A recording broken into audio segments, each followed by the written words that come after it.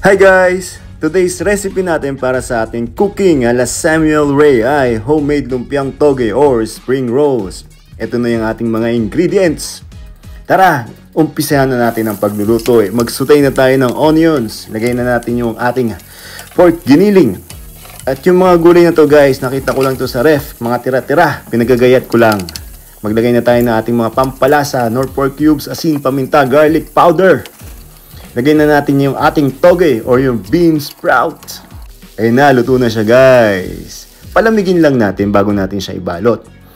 Ayan na, ready to balot na. Magbalot lang tayo hanggang maubos yung lumpia wrapper. Sa niluto natin, nakagawa tayo ng mga ilan-ilan dyan guys. At kumuha lang tayo ng 3. Nagprito tayo hanggang mag golden brown. Ayun na nga, luto na yung ating homemade lumpiang toge or spring rolls. Tara guys, kain na tayo!